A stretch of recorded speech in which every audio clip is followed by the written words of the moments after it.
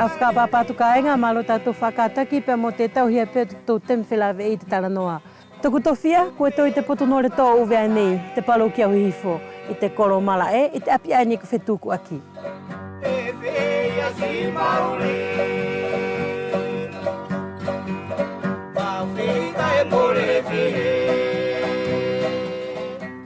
Petelo, malo pe ia tō mauri pe mo te maumalo i te ahu nei. I koki maro nile, te mauri mo te lava mai pe, tō mauri tongi.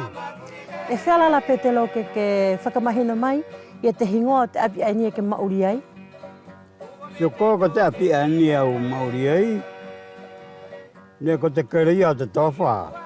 Hau pe te kere whakawhamiri au ngātai. Pea ko te kere le waa te tofi'a. Pea i te temi te re tātāwite, ne ina whai te oro tō heni, ko te mea ko te wabai te u akaupea, ko te mea ke awekisia ke te wharemaki. Pea osi te oro tō, pe hangarewa taku tamai o tō te niu, te kere ani. Ne whewhei e te hau tau tamai o ngā ua i te kere ani, he ko e nai mahina mai a koe Petelo, ne e ngā ua i te resta, i te temi mua. Ne no whapoki ai tai, ne o hana nā ua pēr no pē tai. Pea mawa osi la te ora tō, kua pe hau repa tako tamai o tai mai te uto o mai tō te niu te mea. Pea nau mai whee ki au, ko te kere ani, e more ka wais family. Ko tau kere mo tau utuanga ane. Pea hingoala i te kere ani ko ai? O mai ki te temi ani, e more pipi ki te kere ani ki te. Ko te kere a oku pea mo oku tokorua.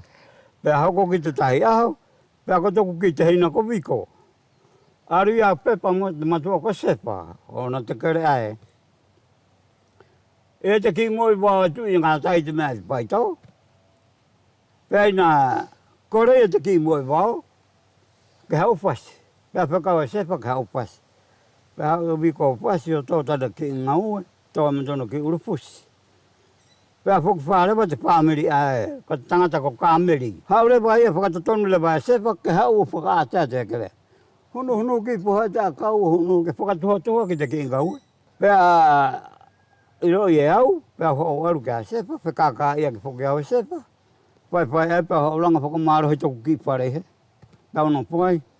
Ka e hingo i te api aini e ke mauri ai ko ai? Ko Fetuku'aki. Fetuku'aki. Ko te konga ia. Pea hau ko ai tu ai ia o langa toku ki whare ono pai. Pea hau toku tuanga ane lahi o kapuau. Ko te tuponga la ia taku hingoa a te api. Ko Fetuku'aki. Ko tono hinga puke ia. Pai hara te family ai. Pea toi hau ia mon toku tuanga ane o kapuau. Iyo. Ko ia hingoa e toku api ko Fetuku'aki. Ka ne more hona ia hingoa ne whau e tau tamai te temi mua? Oho. Ne more hona hingoa. Ne hingoa te api a ko kape. O hau pea ngatai he te uruniu ai. Te kere ia ne more hona. Ne te kere ia tofi'a. Ko tō hinga la Petelo ko koe ne ke nofo i kape taro mai tau ke veri. Ne whanau iau i kape. Ko kape ko te kere o ai? Ko te kere o te whae a siasi, o te tangata ko kamariere, sianga. Ko te tangata, ko te whawhide mai hararo, korongarei. Ko te urua ki longarei a iei maramanei. Iyo. Pea ko tana tama ko Petelo vai orama. Pea o hana i wharareu i te api a ko tō ki puhi. O tuputanu tāhine ko Teresia. Pea whanau Teresia, tata whanau toko toru. O tangata ko Petelo vai orama, pea hau o hana i whanau tuputanu whanau toko nimbang. Ko te tangata ko kamariere sianga, au hauai. Ko te tangata ko Tamaso, pea aro hana i futuna e family iwa. Mo te tangata ko Mawhireo. Pea o hana Mawhireo ki te family a pilai mu mea, pa whine ko anu maria. O tuputana whanau e tokorua, ko te matua ko puou. Mo tōni tokorua ko ngaro le vai au. Pea ko puou. Ne tu poi te patare ako patare la pare. O tonu tokorua ka sapeta. E tanu hana pe pare we na tanu whanau. Kako katarina.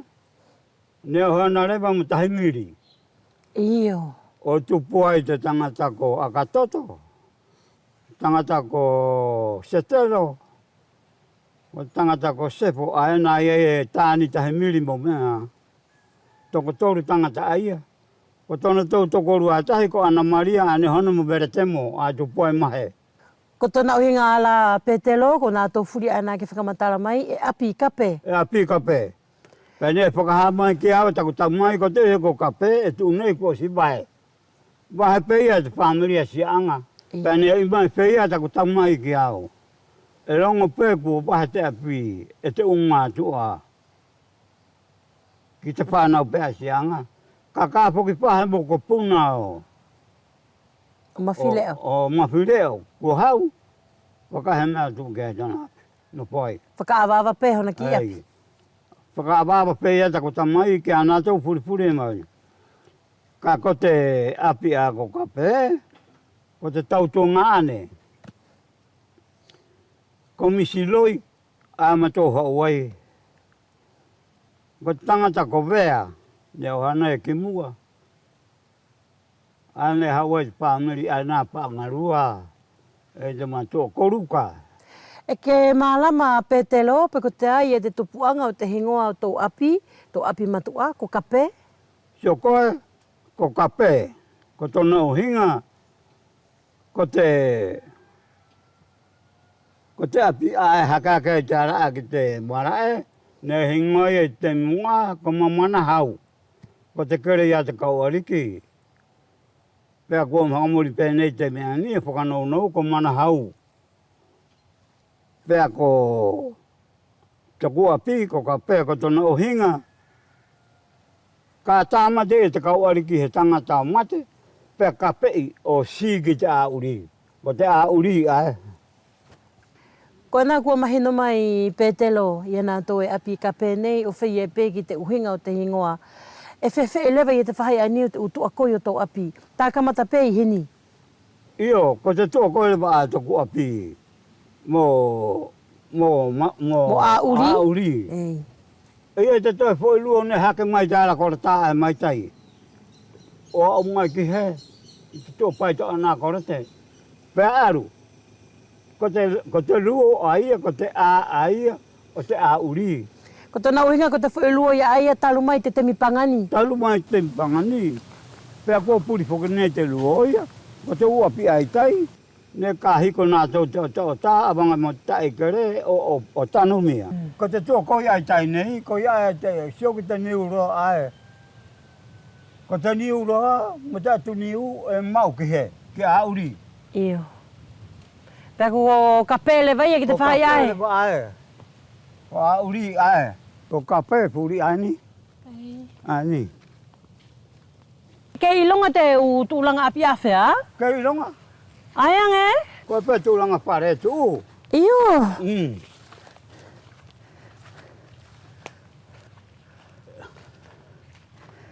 E whanau i rā tāku u tamariki. Hau koe Petelo? E whanau i rā tāku u tamariki. Ei. E whanau ia he. E au na whau he.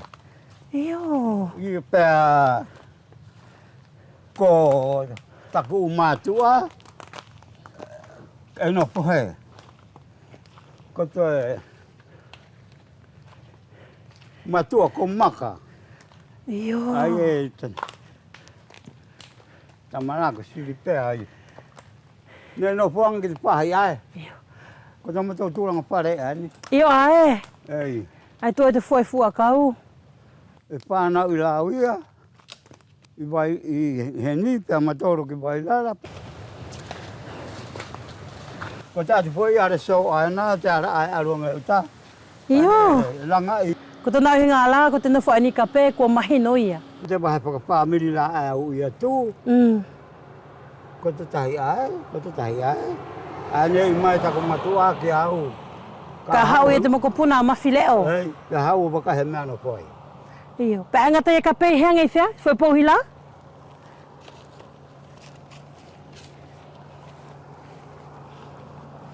Ko te pouhila lai anga tō mai, tō mai.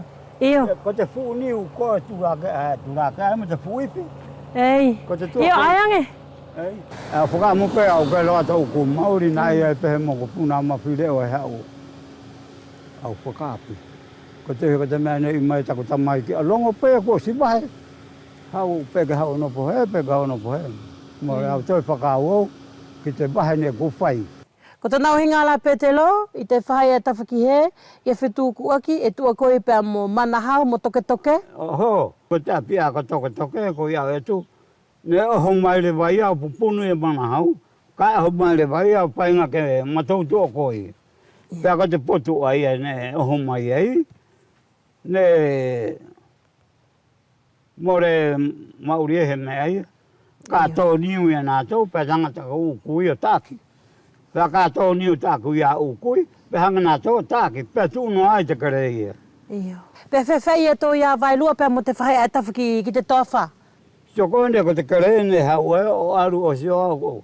Ko te ua pila e mga o tā ne kau mai e ki heni. Pea hauko ki te hau le wau mai tai ko si tofa te arai e te kau are ki more pero mai. Ko te atu kare puri ai ni, e la te kare he, ko te fo i tano. E whakamaruti e Petelo. Pea ko ia ka enga kua mahenoa tupe ia te tupuanga o te hengoa te api ai ni o Petelo Hensen ko Fetuku'aki, o whi e pe ki te historia tona api ai tai ko kape e ko maa o whakamutau i ne atu, huto te whelave i pe.